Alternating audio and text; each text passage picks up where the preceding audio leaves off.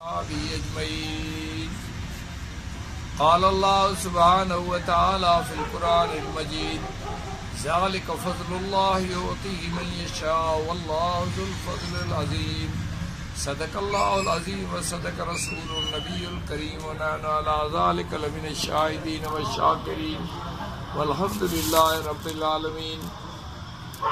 اللہ تبارک تعالیٰ کی حمد و ثنا، جس رب کریم نے یہ کائنات بنائی، کائنات میں زمین پر زندگی کے آثار بنائے، زندگی کے اسباب پیدا کیے، پھر سیدنا آدم علیہ السلام ابو البشر کو پیدا کیا اور اسباب کے ساتھ اس کو زندہ رکھا، پھر اسباب کے ذریعے ہی اس کو موت عطا فرمائی.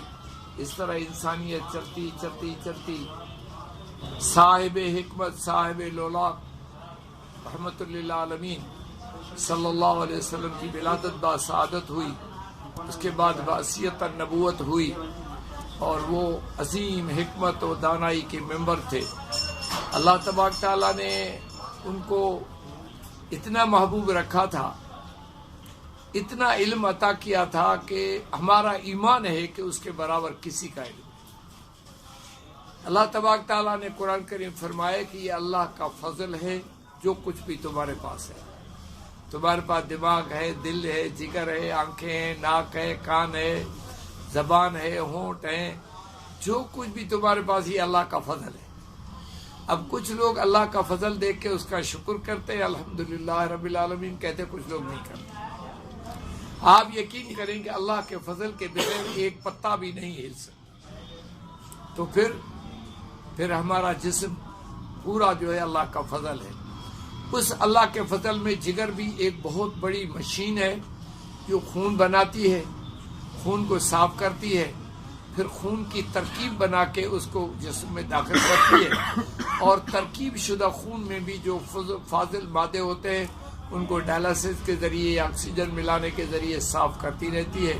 اور جو اس کے بعد بھی جو اس کا بائی پروڈکٹ بچتا ہے، جو اس کی اضافی چیز بچتی ہے، وہ ہے پتے کی رس.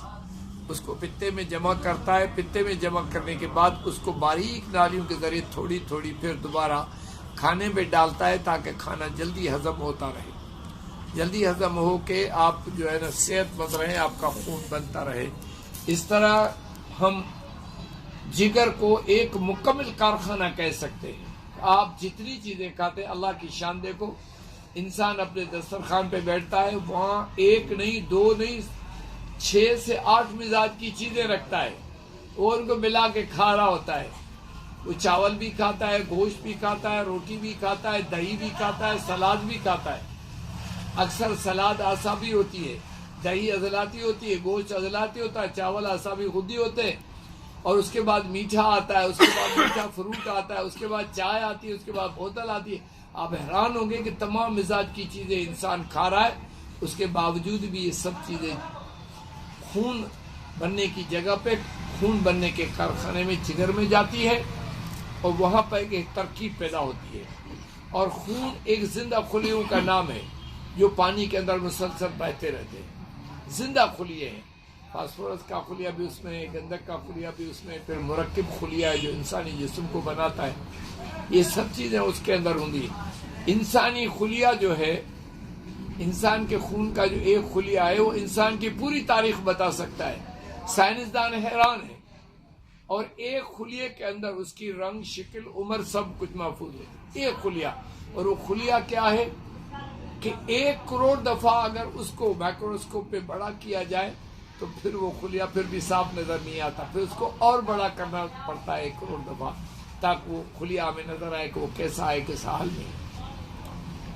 دنیا میں سائنسدانوں نے کہا جی اس صدی میں ہم نے کلوننگ بنائی ہے.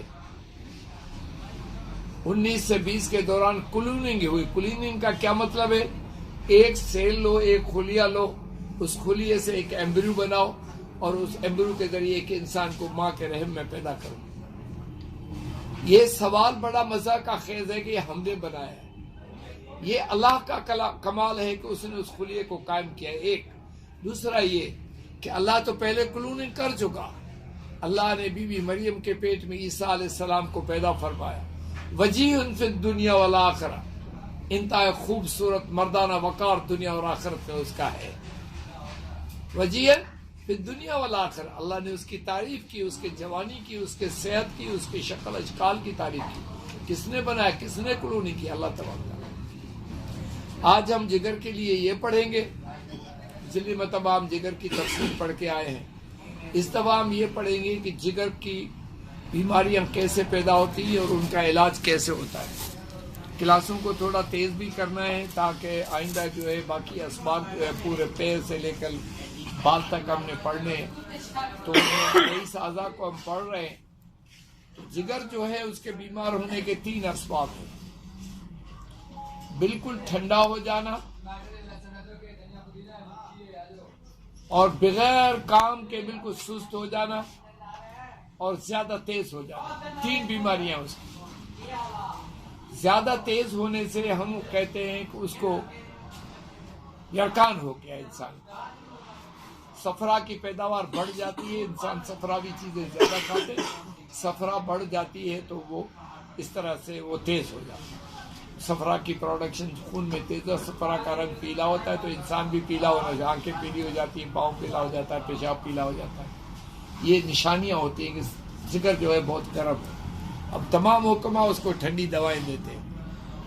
دوسری بیماری ہے اس کا سست ہو جانا. سست ہونے میں کیا ہوتا ہے کہ انسان کی چمڑی سفید ہو جاتی ہے، سرخ خلیے کم ہو جاتے ہیں، صفرا کی کمی ہو جاتی ہے جسم میں، اور قوت جو ہے انسانی وہ کم ہو جاتی ہے. کام کی فعل انداز کی کم ہو جاتی ہے.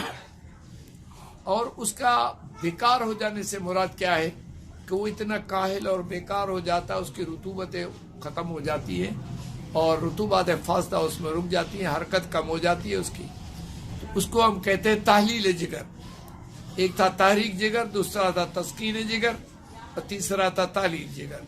تحلیل جگر اس وقت ہوتا ہے جب ہمارے اعصاب اور ٹھنڈی چیزیں بہت ہم زیادہ کھا لیں تو جگر بیٹھ جاتا ہے.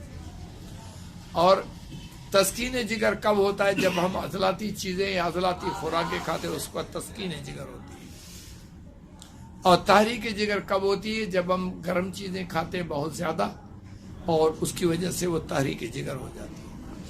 اب یہ تینوں شفا کا منبع بھی ہیں اور مرض کا منبع بھی ہیں.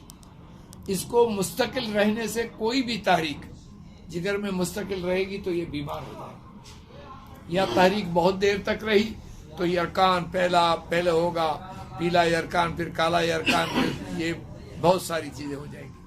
اور دوسرا جو ہے تسکین کے اندر آپ کا خون جو ہے وہ بننا کم ہو جائے گا اور تیزابیت بڑھ جائے گی خون. تیسرا ہے تحلیل کے اندر جو ہے اعصابی رطوبات بڑھ جائیں گی، حرارت کی کمی ہو جائے گی، لہذا الٹی، اسہال، یہ بہت ساری اور بیماریاں جو ہیں وہ ہو جائیں گی. تو اس وجہ سے جگر کی یہ 3 بیماریاں ہیں. اچھا، اللہ تبارک تعالیٰ کی عجیب شان ہے کہ جگر علاج میں جگر ہی استعمال ہوتا ہے. دل کا علاج کرو، گردے کا علاج کرو، دماغ کا علاج کرو، ٹانگوں کا علاج کرو، جگر ہی استعمال ہوتا ہے. کیوں؟ ہم جو کھاتے ہیں وہ پہلے جگر میں جاتا ہے. ہم جو بھی کچھ کھاتے ہیں اس کا جو رس بنتا ہے وہ پہلے جگر میں جاتا ہے. جگر میں جا کر وہ وہاں بنتا ہے. آپ درد کی دوا کھاؤ، پہلے جگر میں جائے گی، پھر خون میں جائے گی، خون جسم کو تبدیل کرے گا، درد غائب ہو جائے گا. اچھا، اب دوا کا سلسلہ کیا ہے کہ جگر کو ہمیشہ تحریک اور تسکین اور تحلیل میں رکھنا چاہیے. ایک جگہ نہیں رکھ سکتے آپ اس کو. کبھی آپ کو اعصابی دوا کھانی پڑتی ہے جب حرارت بہت زیادہ ہو جائے. میں نے پچھلی مرتبہ ایک کلیہ سمجھایا تھا آپ لوگوں کو. یہ کمال کلیہ ہے، علاج کا کلیہ جو میں نے پڑھایا تھا کہ اعصابی عضلاتی مریض کو خودی عضلاتی دوا دو. عضلاتی اعصابی مریض کو ہمیشہ جو ہے نا خودی اعصابی دوا دو. عضلاتی خودی مریض کو اعصابی خودی دوا دو، اور خودی عضلاتی مریض کو اعصابی عضلاتی دوا دو. خودی اعصابی مریض کو عضلاتی اعصابی دوا دو، اور اعصابی خودی مریض کو عضلاتی خودی دوا دو. یہ شفا کا ایک ایسا چارٹ ہے کہ آپ کبھی ناکام نہیں ہوں گے.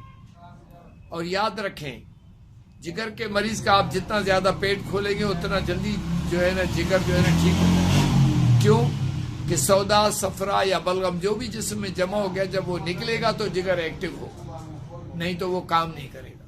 لہذا اس کو ٹھیک کرنے کے لیے لازمی طور پر آپ مسحل استعمال کریں گے, وہ انسان کے جسم اور انسان کی حالت کے لیے استعمال کریں گے. اب میں آج کے دن کا ایک اعلیٰ قسم کا ہیپاٹائٹس کا نسخہ بیان کرتا ہوں, وہ آپ غور سے لکھنا چاہیں, دیکھنا چاہیں, یاد کرنا چاہیں ضرور کریں. نوشادر ٹھیکری, کلمی شورا, جوکھار, ریون خطائی, ریون چینی اور کالی مرچ, یہ تمام چیزیں باوزن ہیں. فل سائز کا کیپسول جو ہے انار کے رس سے, سیب کے رس سے یا گاجر کے رس سے, تینوں میں سے ایک نہ ایک مارکیٹ میں مل جاتا ہے. ٹھیک ہے, کچھ بھی نہ ملے تو مالٹا بڑا وہ سارا سال پڑا ہوتا ہے مارکیٹ میں, اس کے رس میں آپ جو ہے نا ایک گلاس میں ایک بڑا کیپسول صبح دوپہر شام کھلائیں. مجھے اللہ کی ذات پہ امید ہے کہ یہ جو ہے نا دوا انتہائی قابل اعتماد ہوگی اور آپ کو فوراً فائدہ محسوس ہوگا. جب جگر بہت تیز ہو جائے, یرکان ہو جائے, ہیپاٹائٹس ہو جائے تو یہ دوا آپ استعمال کریں اور اللہ کا فضل تلاش کریں. تو اللہ تعالیٰ کی ذات سے امید ہے. میں سمجھاتا ہوں بھائی, آپ کلاس کے دوران اس طرح بولیں گے تو کام خراب ہو جائے, مہربانی کریں.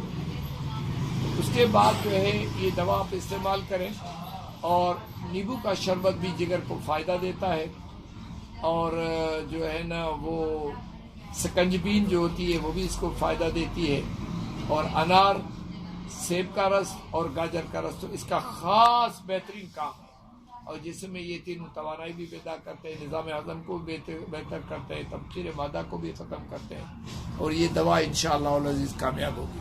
کوئی سوال ہو تو آپ سوال کریں.